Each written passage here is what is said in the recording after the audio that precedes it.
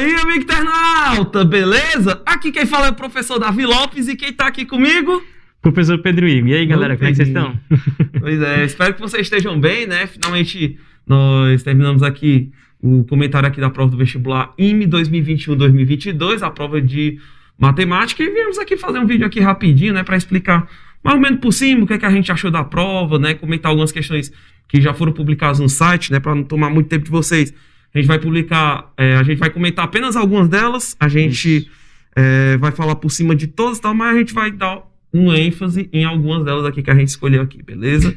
Mas, primeiramente, né, eu queria só ouvir aqui a opinião do Pedrinho, né? Cara, o que é que você achou dessa prova? O que é que você diria sobre termo de conteúdo, distribuição, dificuldade? O que é que você achou aí?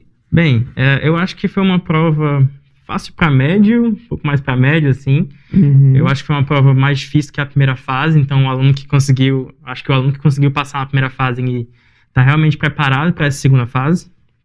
Quanto aos assuntos, acho que eu não senti falta de nenhum, né? Caiu um pouco de tudo. Talvez polinômios, né? Eu senti um pouco de falta de polinômios. Eu senti falta de polinômios, mas caiu bastante na primeira fase, né? Então verdade, acho que, assim, a gente tem que sistemas lembrar... lineares que faltou, né? Tá, pois é, agora veio aqui, justamente. As provas estão se completando. E eu acho que a banca do IME, ela sempre tá muito de parabéns, porque, poxa, ela consegue contemplar tudo nas duas fases. Se ela não contempla um assunto na primeira, pode ter certeza que vai cair na segunda fase, né? Exatamente. Pode ter certeza disso. E, assim, eu também achei que a prova tava no nível médio, assim. Eu não diria que ela tá exatamente no nível fácil, porque eu não acho, assim, que tem tantas questões, mas é aquela coisa, é a segunda fase. Os caras já foram selecionados. Você espera que venha realmente uma prova um pouco mais difícil do que a primeira, que nem você disse, né? Mas, assim, eu tenho certeza que o aluno FB que se preparou muito bem, fez simulado, prova escrita, enfim, durante o ano todo, ele está preparado para poder pegar essas questões e resolver. Questões muito parecidas com os materiais, né? Isso, exatamente, né? Inclusive, tem uma questão que a gente vai comentar aqui, que tem no nosso material, né? Inclusive, tem uma surpresinha bem bacana aqui, depois a gente vai falar. Mas tem muita questão, assim, realmente que a gente fez, que é bem parecida. Isso. E, assim, o aluno, ele já treinou durante o ano todo para poder escrever as soluções, botar as coisas organizadas, e eu tenho certeza que eles vão cravar bem direitinho essas questões. O aluno estava bem preparado. Pois é, não é à toa que a gente tem 175 aprovados na segunda fase, porque os moleques são bravos, velho. Galera FB, aluno FB é brabo. Beleza, né? Mas, enfim... Primeira questão, Davi, você vai comentar? Primeira questão eu vou comentar aqui, ok? Eu vou até clicar aqui para poder a gente falar um pouquinho sobre a primeira questão aqui, que é uma questão, basicamente, na qual você lê o enunciado e converte as coisas em equações, né? Você tem um sisteminha aí envolvendo as idades dos caras, e a ideia para poder você resolver essa questão é você pegar cada informação, né? Você coloca aqui M, S, D, C, E e L, como sendo as idades atuais do Matias, Sófocles, enfim, né? Esse nome grego aí. E se bem que Lutero não é grego, né? Mas tá, deixa eu falar. E aí o que é que acontece? Você vai pegando cada informação do enunciado e vai equacionando. E ao todo você vai obter 6 equações, né? Parece muita equação, mas, por exemplo, a equação 5, tu já consegue desenrolar, por exemplo, E em função do Y. A equação simples, né? Isso, você vai pegando cada equação e você vai colocando uma coisa em função da outra, né? E aquele famoso caminho de você pegar uma equação e reduzindo até achar um valor em comum, que no caso aqui seria esse Y aqui, né? Que daqui aos Y anos, o Sófocles vai ter o triplo da idade atual. Então, a chave para poder fazer o sistema bem direitinho é trabalhar em cima dessa diferença Y. E aí, consequentemente, você descobre o Y igual a 28, e aí você descobre todo o resto que você precisa, o M e o S, né? Ele pede a soma das idades do Sófocles e do Matias, isso aí vai dar igual a 40, então é uma questão bem convidativa, assim, embora ela tenha um pouquinho de trabalho, mas não chega a ser aquele trabalho, assim, tortuoso, né? Eu acho que é uma questão não exatamente fácil, tá mais para fácil média, mas é uma questão convidativa, né? Uma questão convidativa aqui. Sobre a segunda questão, quer falar alguma coisa por cima dela? Bem, só um comentário. A segunda questão, ela parecia ser uma questão mais complicada, talvez à primeira vista, mas depois quando você nota o que é que o IME está pedindo nessa questão, né? Que é o G de 0, né? Ela fica bem mais simples. Você coloca o T igual a 0, né? E consegue encontrar rapidamente o intervalo, o domínio que ele está pedindo. E se você notar que essa função, nesse dado intervalo, nesse dado domínio, ela é uma função estritamente crescente, rapidamente você consegue achar realmente os valores máximo e mínimo. É por isso que é sempre bom ler enunciado para ficar atento ao que ele quer. Exatamente. E aí a questão 3, Pedrinho, você quer comentar ali mais detalhes aqui? Bem, a questão 3, ela com certeza era uma questão mais trabalhosa, né? Vamos dar uma olhada aqui no comentário. Era uma questão de geometria analítica, bem um pouco mais trabalhosa. Aqui ele dava os triângulos, né, ABC, dava um ponto M em AB, dava esse ponto Q aqui como o pé da altura, e basicamente pedia a interseção BQ com MC. Ele queria que você identificasse que curva era essa, né? Então, é uma questão bem direta, né? A gente consegue, quem está na geometria analítica, sabe que é uma questão bem direta. Sim. E aqui a gente faz o seguinte, a gente, sabendo, o primeiro passo que a gente fez foi admitir que o ponto M está entre A e B, está em A e B, né? Descobre o ponto Q em função desse ponto M, né? Já que é o pé da altura. Depois, vamos encontrar a reta QB, e nosso foco é encontrar a reta QB e a reta MC, né? Encontrando a reta QB, a gente encontra o M em função de X e Exato, o M em função de X e Y. Fazendo a mesma coisa com o MC, a gente encontra o M, né? Porque lembrando que o M vai funcionar como se fosse um parâmetro pra gente, né? A gente Sim, quer... parâmetro do M. À medida Exato. que o M varia, você tem o is invariante. A gente quer sumir com esse M, né? Conseguimos colocar conseguimos duas equações aqui pro M e a gente vai igualar essas duas equações, né? Esse asterisco e dois asteriscos aqui. E aqui, bastante conta, né? Bastante conta. A gente tem aqui que a gente tem essa expressão que a gente não sabe ainda se é uma cônica, se são interseções entre retas. A gente tem essa equação e vamos para os testes, né? Organizando a equação do segundo grau em x ou em y, no caso aqui a gente fez em x, a gente nota que o delta aqui não vai dar um múltiplo de um trinômio quadrado perfeito, né? Então a gente sabe então que isso não vai ser um produto entre retas, né? A gente já sabe que vai ser uma cônica. Uma cônica, agora só vai saber que tipo é, Que né? tipo de cônica é essa? E aí a gente vai para esse teste. Sabendo que b ao quadrado menos 4ac, no caso aqui, deu maior do que 3, né? Deu maior do que 3, a gente sabe que essa curva vai ser uma hipérbole e tem aqui a equação da nossa Pois é, hipérbole. e quem é que ensina esses bisos aí de olhar o delta, olhar o B2 menos AC? Marcelo, né? Pois Marcelo é, grande Marcelo Mendes, né? Marcelo Vou aproveitar aqui para mandar um abraço também para Marcelo Mendes, nossa equipe de professores, né, Marcelo? Ensina essas magias da geometria analítica muito, muito bem, né? Isso. Muito bem. E a questão 4 vamos ali? falar um pouquinho rapidinho na questão 4, que, cara, essa definitivamente foi a questão mais difícil da prova. Isso. Era aquela questão que você tinha uma secção, você tinha que colocar uma coisa em função de um parâmetro, achar várias medidazinhas, achar várias áreas, distâncias, enfim. Você tinha que realmente fazer muita, muita conta. E, assim, dependendo do tamanho da escrita do aluno, pode ser até que nem cabe nas duas folhas do IME, né? Mas, mesmo assim, o aluno também não deve se omitir de escrever. Por quê? Porque o cara pode muito bem ganhar pontos parciais por encontrar vários segmentozinhos, assim, coloquei o X lá, o PQ, que ele pedia.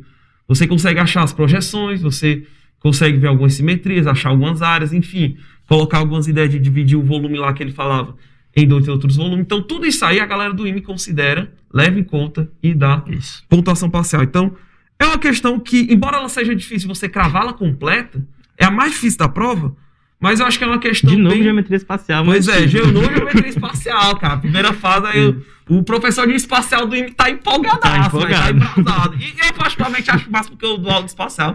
Eu adoro esse tipo de questões, cara. Não sei se os alunos gostam muito não, mas enfim. Mas o fato é que essa 4, ela é uma questão que dá pra você pontuar bastante, né? Assim, dá pra conseguir bastante ponto parcial. E é aquilo que a gente sempre fala, busque escrever em todas as questões. Busque escrever porque você vai ganhar ponto parcial. A questão é maximizar sua nota, não necessariamente fazer as questões, né? Ponto, né? E essa 4 ela é um belo exemplo disso, né? Enfim, questão 5 aqui, comentar aqui rapidinho, ele dá um sistema, quer saber os valores de cada, qual sistema é indeterminado, e aí ele pede o que minimiza essa É uma receita de bolo, né? Receitinha de bolo, determinado, determinante igual a 0. Depois substitui os valores aqui, tá com a desigualdade, analisa o cara em função do K e já era, né? Isso. Questão receitinha de bolo, para mim, é uma das questões fáceis da prova juntamente com a questão de número 1. Essa 3 aqui é meio trabalho, mas enfim, eu acho que a 1 e a 5 são as mais fáceis aqui que apareceram até o momento, né? Pedrinho, o que é que você achou da questão 6, assim, mais ou menos resumido? Bem, a questão 6, ela estava médio ali, eu acho que a dificuldade dela era ali pelo médio. Bastava a gente olhar as várias condições, né? A condição do log logaritmo tem que ser positivo, a condição do x ser diferente de zero, e um pouco de continha com o logaritmo, né? A gente não tem muito... aqui o que não tem muita dificuldade nessa questão. Agora eu só queria falar um pouquinho da pegadinha, porque tem um lance da condição de existência, né? Sim. Que é sempre bom o aluno ficar atento, mas eu friso bastante. Galera, condição de existência, amigo internauta sabe. Isso é a primeira coisa que o aluno tem que fazer. Pois é, antes de resolver qualquer equação. Isso. E aí o que é legal é que ele vê que o x é menor do que zero e o seno de x é maior do que zero, só que isso pode ter solução, se tu pegar o ciclo trigonométrico invertido. Tem que ter cuidado com as voltas, né? Pois é, tem que ter cuidado com as voltas, né? O mundo dá muitas voltas, né? Exatamente. Tem que cuidado com isso. Não podia deixar de passar isso daí. Enfim, questão 7. Se quiser comentar aqui um pouco mais detalhado. Era uma questão, acho que estava entre as questões fáceis da prova, né? Era uma questão que o tio Judson veio demais com a galera. Aproveitar mandar um grande abraço aqui pro tio Judson. Ora, tio Judson! Tio Judson, bora lá. É uma questão de rotação, né? Em caso ele falava que o vetor A, o número complexo A, era o B rotacionado de 30 graus. Então a gente conseguia escrever isso, né? Que A é igual a B sin de 30. E bastava fazer essa continha, abrir, né, o B, sin de 30, igualar real, imaginário. Você facilmente aqui tinha um Y, tinha um X, e o I me pediu o produto, né? Pois é. É uma questão de complexos, mas não estava tão complexo, né? Estava simples a questão. Mas enfim, né? Então aqui a gente já tem a questão 1, 5, 7, são aquelas bem fáceis assim pro cara realmente fazer tranquilamente, né? Questão 6 também, mas tem a lance da pegadinha, mas enfim. E só comentar aqui rapidinho sobre a questão número 8, né, que é uma questão de probabilidade, na qual você faz aquela probabilidade clássica, pega os casos favoráveis e divide pelos casos... É quase combinatória, não é? Quase combinatória, né, exatamente. No caso, primeira fase, caiu aquela probabilidade geométrica, mas agora está caindo aqui mais combinatórias na raiz mesmo, de contagem.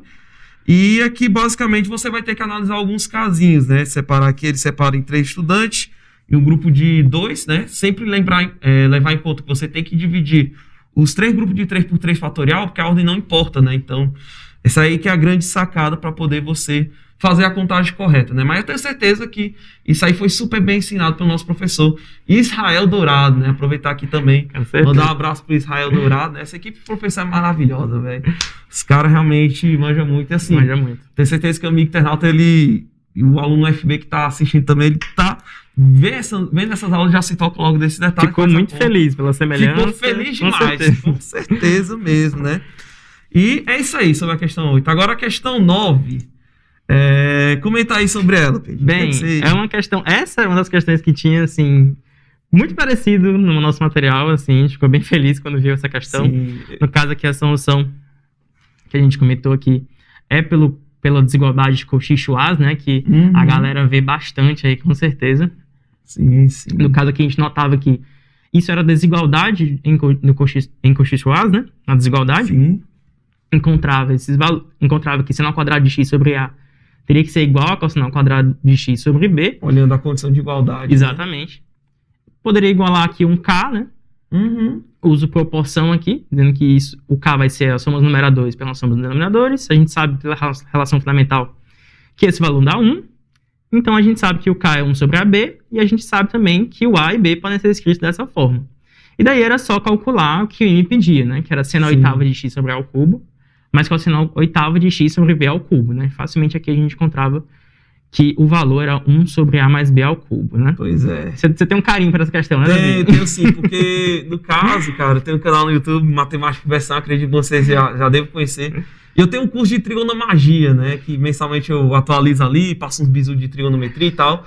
E no caso aqui, na aula número 3 desse curso, eu resolvi justamente essa questão, né? Olha só. Pois é, então o cara que assistiu o curso de trigonomagia aqui, cara, inscrito da visão aí. Pois é, já vi essa questão, já abriu um sorrisão, porque caramba, eu já vi essa questão no YouTube, cara, né? E é isso aí, cara, fico muito, muito feliz mesmo, massa, né? Demais. Enfim, esses truques aí, quem nos ensinou assim, quando a gente era moleque, é o tio Júlio, né? O tio Júlio agora esses truques cauchizão com trigonometria, né? E a 10, a visão? Questão 10, uma questão de geometria plana, assim, é como eu costumo dizer para os alunos, rapaz, geometria plana é pro nego relaxar, cara, trabalhar e relaxar, porque geralmente você tem várias equações na qual vocês podem trabalhar, então assim, geometria plana é uma matéria bem técnica, e essa questão não é diferente, né, ele dá um triângulo ABC, onde o HB e HC são as alturas dos vértices, né? Relativo aos vértices B e C, só que aqui são as medidas, né? E ele dá o lado BC igual a A. E aí, você sabendo que o HB é HC sobre A2, a gente vai discutir já já o que significa esse número, ele vai ser raiz de 6 sobre 4, e ele quer saber basicamente o valor dessa expressão e quer trabalhar em cima desses 3 coeficientes aqui, né? Muito bem, e a principal ideia é você notar aqui que como é que eu faço para relacionar o HB e o HC com A? Exatamente, trigonometriazinha no triângulo retângulo. Você pode ver, por exemplo, que BHB sobre BC é o seno C, e CHC sobre BC, isso aqui é o seno B, que você tem justamente essas equações aqui. Então, quando você multiplica ambas, você vai ter seno B, seno C, igual a HB sobre HC sobre A2, né? Que é exatamente raiz de 6 sobre 4. Só que a surpresa deliciosa, ela vem já já. Isso aqui é legal, mas quando você pega esse cosseno A, sabendo que a soma dos ângulos de um triângulo é 180, isso aqui vai ficar cosseno de 180 menos B menos C, menos cosseno B, cosseno C. Só que o cosseno de 180 menos x é menos o cosseno x. Massa demais. E aí, quando você tem isso aqui, menos cosseno B, cosseno C, menos seno B, seno C, pela fórmula da soma de arcos, né? E você vê essa delícia. Cosseno B, cosseno C, cosseno... Tchau, na verdade, ó. Aí aqui, meu chapa, fica exatamente a expressão que ele te deu. Raiz de 6 sobre 4. E que delícia, cara. Porque é só tu pegar esse raiz de 6, botar no denominador, né? Lembre-se que aqui está o sobre M, né? Mas ao ver que você coloca, você simplifica 6 sobre 4, 3 sobre 2, somos os caras e já era, né? Então, questão 10 é definitivamente aquela questão que, depois de uma prova ali, o cara dando gás, correndo e tal, aquela questão mais pro cara tá a fim de relaxar, né? E é isso aí, terminando relaxando e fechou bem a prova. Fechou bem a prova, né? Tenho certeza que os alunos da FB também vão sentir essa sensação, já vão ficar tranquilos, principalmente para a maratona de provas que vão vir, né? A prova de física, isso, prova de química também, né? E português e inglês. Uma maratona bem longa, mas eu tenho certeza que... Começamos bem. Começaram bem, feliz. Vamos amanhã feliz. Pois é. Se amanhã eu vou continuar feliz, eu acredito que sim, né? Os nossos alunos estão bem preparados para isso, mas é aquela coisa, cara. Aproveita, descansa bem, certo? Pega suquinho de laranja, relaxa, vê o seu anime favorito, coisa desse tipo. Enfim, né? Procure dormir bem, descansar, porque cada dia é realmente uma corrida, uma grande maratona, exatamente, na qual o cara tem que estar com o braço aqui aquecido. Não tem jogo ganho ainda. Pois né? Não tem jogo ganho, é a primeira de 4 partidas. Isso, em cada partida você tem que dar o seu melhor, e para isso é preciso você estar bem. Eu tenho certeza que descansando e aproveitando bem o dia, né? Depois de se recuperar da prova, eu tenho certeza que o aluno FB vai superar essa maratona sem maiores problemas. E esse é justamente o nosso desejo, né? Mensagenzinha final, Pedro? Bem, como a gente falou, né? Não tem jogo ganho, foi uma prova bem legal, assim, ali na dificuldade média, mas agora descansa, só pensa agora na prova de física que é amanhã, né? Então, é isso. Pois é, só não pensa demais também, porque senão o nego vai fazer o viradão. Exatamente. Só pensa como vai ser bom, né? Exatamente. E aí durma tranquilo, que eu tenho certeza que, enfim, a aprovação vem, né? Porque exatamente, no Farias Brito, você pode, você passa. Então, galera, boa noite para todo mundo. Espero que vocês tenham gostado desse vídeo. E a gente se vê aí no próximo comentário do vestibular do ITA, beleza? Valeu, galera. Tamo junto. Valeu, pessoal. Um abraço.